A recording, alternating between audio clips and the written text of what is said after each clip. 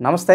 ఈరోజు మన స్టూడియోలో ప్రముఖ ఆధ్యాత్మికవేత్త, ఆస్ట్రాలజర్ ప్రొఫెసర్ ముల్లపూడి సత్యనారాయణ మూర్తి గారు ఉన్నారు. గురువుగారితో మాట్లాడేద్దాం. నమస్కారం గురుగారు. నమస్కారం మణికంఠ గారు. గురుగారు, జూలై మాసం, ఆషాఢ మాసం, మేషరాశి వారి పరిస్థితి ఎలా ఉండబోతుంది? ఏలినాటి శని అంటున్నారు, మరి అనుకూలంగా ఉంటుందా, ప్రతికూలంగా ఉంటుందా, ఎలాంటి జాగ్రత్తలు తీసుకోవాలి వీళ్ళకి? మేషరాశి వారికి ఫస్ట్ టైం ఏలినాటి శని ఫస్ట్ స్టేజ్లో ఉంది. రావడమే మనకి కొంతమందికి మేలులు చేస్తుంది, కొంతమందికి హాని కూడా చేస్తుంది. అది వ్యక్తిగత జాతకాన్ని బట్టి మనం చూడాల్సినటువంటి అవసరం ఉంది. ఇక ఈ యొక్క మేషరాశి వారికి అందరికీ కూడా ఏలినాటి శని ప్రభావం వలన ఉద్యోగాల్లో రాబడి ఎంత ఉన్నప్పటికీ కూడా, పెళ్ళిళ్ళైనా అన్ని రకాల లాభాలు వసతులు ఉన్నప్పటికీ కూడా మనసంతా కూడా కాస్త నిర్వీర్యంగా నీరసంగా ఉండడం అనేటటువంటిది జరుగుతుంది. ఇకపోతే ఈ మేషరాశి వారికి వృత్తి వ్యాపార ఉద్యోగ విషయాల్లో అద్భుతమైన సంపాదన, డబ్బులు బాగానే వస్తాయి. ఉద్యోగాలు కూడా లేనటువంటి వాళ్ళకి కొత్త కొత్త ఉద్యోగాలు రావడానికి అవకాశాలు ఉన్నాయి. ఇకపోతే ఈ రాశి వారికి ఖర్చులు అధికంగా ఉంటాయి. గురుడు మరి మిథున రాశిలో ఉండి వ్యతిరేక స్థితిలో ఉన్నాడు కాబట్టి ఉపాధ్యాయుల్ని, వాళ్ళ గురువుల్ని వీళ్ళని నిందించడము, లేదా వాళ్ళ యొక్క అనుగ్రహానికి పాత్రలు కాకుండా ఉండడం వల్ల వీళ్ళకి కొన్ని శాపాలు తగ్గడానికి అవకాశాలు ఉంటాయి.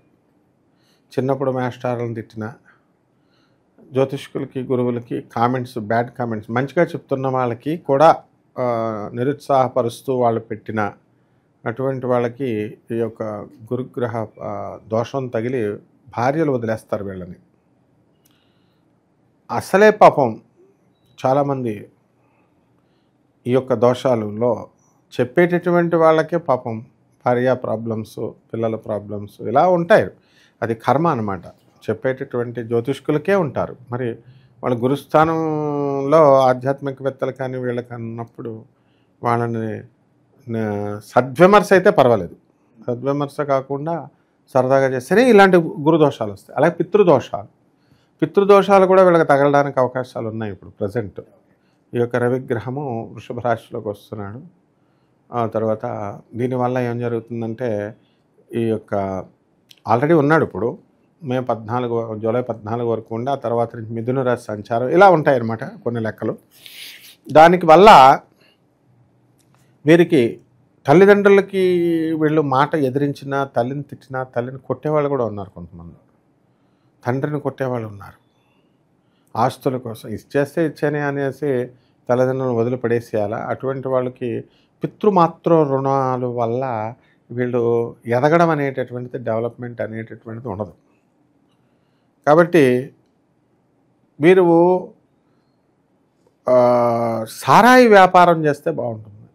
పబ్స్, రెస్టారెంట్స్ ఇలాంటి బిజినెస్ల్లో చాలామంది జ్యోతిష్కులుగా చలామణి అవుతున్నటువంటి వాళ్ళే సారా బిజినెస్లు, పబ్స్, రెస్టారెంట్స్లో ఉన్నాయి. కాబట్టి అధిక లాభాలు ఉన్నాయి కాబట్టి వీళ్ళు బాగా పెట్టుకోవచ్చు. అండ్ చార్టెడ్ అకౌంటెంట్స్, తర్వాత డాక్టర్లు, ఇంజనీర్లు, ప్రొఫెసర్లు ఇలాంటి వాళ్ళంతా కూడా సొంత వ్యాపారాలు అంటే ట్యూషన్లు చెప్పడం, లేకపోతే పేషెంట్స్ని ఇచ్చేసుకోవడం, ఇలా వీళ్ళకి ఎవరి వృత్తుల్లో వాళ్ళు స్వతంత్రంగా చేసుకునేటటువంటి వాళ్ళకి ఎదుగుదల అనేటటువంటిది ఉంటుంది. మేషరాశి వాళ్ళంతా కూడా అమెరికా, లండన్ ఇలాంటి దేశాలు వీళ్ళు వెళ్ళిపోయారు. ఇంక ఎవరైనా వెళ్ళాల్సినటువంటి వాళ్ళు ఎవరైనా ఉంటే వీళ్ళు ఈ బ్యాచ్లో వెళ్ళిపోవడం జరుగుతుంది. ప్యానల్లో వీళ్ళ యొక్క పేర్లన్నీ కూడా ఉంటాయి, తానా సభలకి, వీటికి వాటికి. ఇక వైవాహిక జీవితం ఎలా ఉంటుంది గురుగారు? మేషరాశి వారు వైవాహిక జీవితం మీద పెద్ద ఆసక్తి చూపించారు. వీళ్ళకి ఎంతసేపు డూ ఆర్ డై పాలసీ అనమాట. ఎవరి మీద కన్నా మిలిటరీ వాళ్ళంతా కూడా ఇదే ఈ యొక్క వృత్తి పాపం వాళ్ళకి ప్రధానంగా ఎక్కువ ప్రాధాన్యతనిస్తారు. కాబట్టి ఏదో రొటీన్గా ఉన్నామా, కలిసి ఉన్నామా, చేసామా అన్నట్టుగా ఉంటారు తప్ప ఎక్కువ కెరీర్కి ఎక్కువ ఇంపార్టెన్స్ ఇస్తారు. అందువల్ల వైవాహిక జీవితంలో ప్రత్యేకించి సమస్యలు ఏమి లేవు. కానీ ఏలినాటి శని ప్రభావం కాబట్టి ఆ ఏలినాటి శనికి కాస్త ఉద్రిక్తత పరిస్థితులు వస్తాయి. భార్యాభర్తల మధ్య వాళ్ళ గొడవలు ఇలాంటివన్నీ కూడా రావడం అనేటటువంటివి జరుగుతాయి, ఛాన్సెస్ ఉన్నాయి. జాగ్రత్తగా వీళ్ళు అందువల్లనే మనం వేసుకునేటటువంటి స్టెప్స్ జాగ్రత్తగా వేసుకుంటూ వెళ్తే ప్రాబ్లం ఉండదు. ఓకే. సాధారణంగా ఏలినాటి శని అంటే మనం ఏ పని చేసినా కూడా కాస్త నెమ్మదిగా జరుగుతుంటుంది గురుగారు. ఈ సమయంలో వీళ్ళ మనస్తత్వం ఎలా ఉండాలి? అంటే చిన్నవాటికి కూడా కృంగిపోతూ ఉంటారు కదా, నా టైం బాగాలేదని చెప్పి. సో వీళ్ళ మనస్తత్వం ఎలా ఉంచుకోవాలంటారు ఈ టైం పీరియడ్లో? ఏలినాటి శని సమయంలో పనులు లేటుగా అయిన ముందు ఒక్కొక్కరికి రాజయోగం పడుతుంది. కొంతమందికి వాళ్ళు ఏది ట్రై చేయకపోతే ఎప్పటిలాగా ఎక్కడేసిన గొంగళ అక్కడలాగా ఉంటుంది. సో పనులు ఒకవేళ లేట్ అయితే కనుక ఏలినాటి శని దోషం కాదు, కానీ స్టిల్ దెన్ పనులు కనుక డ్రాగ్ ఆన్ అయ్యి అవ్వకపోతే కనుక బాధపడాల్సినటువంటి అవసరం లేదు. వాళ్ళకి వీళ్ళకి కంప్లైంట్లు ఇచ్చుకుంటూ అటు ఇటు తిరగడాలు ఇలాగ అవసరం లేదు. వాళ్ళ రొటీన్ వాళ్ళకి వస్తుంది. ఈ యొక్క ఏలినాటి శని ఒక టాప్ లేపుతాడు వీళ్ళని, మంచిగా స్థిరపరుస్తాడు. ఇటువంటి సమయంలోనే ఎవరు మనవాళ్ళు, ఎవరు స్వార్థపరులు, ఎవరు బంధువులు జీవిత పాఠాలు అయితే నేర్చుకుంటారు. ఆ యాక్సిడెంట్లు కూడా చాలామందికి అవుతాయి మేషరాశి వాళ్ళకి. ఇక అవకాశం గుర్తింపు పరంగా ఎలా ఉంటుంది? ముఖ్యంగా సినిమా వాళ్ళు, రాజకీయం వాళ్ళకి ఎలా ఉంటుంది? బాగుంటుంది. ఈ రాజకీయ లాభంలో ఉన్నటువంటి రాహుగ్రహ ప్రభావం వలన మండలాధిపత్యం రావడానికి అవకాశాలు ఉన్నాయి.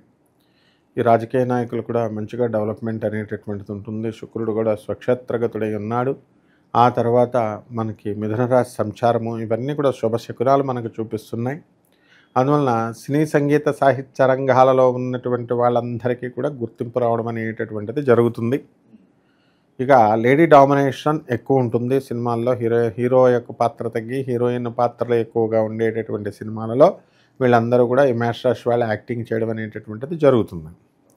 కాబట్టి కళామ తల్లికి ముద్దుబిడ్డగా వీళ్ళు మంచి ఎదుగుదల అనేటటువంటి మంచి నేము ఫేము వీళ్ళకి తెచ్చి పెడతాయి. కాబట్టి ఈ యొక్క ప్రేక్షకులను తిట్టుకోకుండా జాగ్రత్తగా వీళ్ళు చేసినట్లయితే మనకి అద్భుతాలు జరగడం అనేటటువంటిది జరుగుతాయి.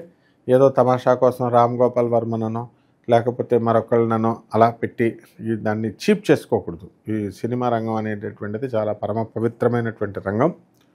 అలాంటి రాళ్ళలో వీళ్ళకి లేడీలకి మంచి డామినేషన్, మంచి పవర్ రావడం జరుగుతుంది. సో మరి ఏలినాటి శనిలో ఉన్నారు కాబట్టి శనికి సంబంధించి ఎలాంటి పరిహారాలు వీళ్ళు చేసుకుంటే బాగుంటుంది గురుగారు?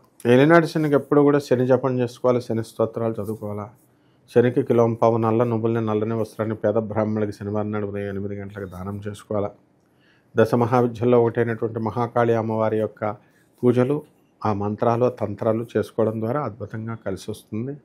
అంతేకాదు రావి చెట్టుకి వీళ్ళు నీళ్లు పోసుకోవడము, దాని చుట్టూ తిరగడము, ఇలాంటివన్నీ కూడా చేయడం ద్వారా అద్భుతాలు జరుగుతాయి అన్నమాట. సో మేషరాశి వాళ్ళకి ఓవరాల్గా జూన్ మాసంలో ఏ విధంగా ఉంటుంది? ఆర్థికంగా కావచ్చు, ఆరోగ్యం కావచ్చు, అన్ని విధాలుగా ఎలా ఉండబోతుందో మీ మాటలో చాలా బాగా వివరించారు. ధన్యవాదాలు.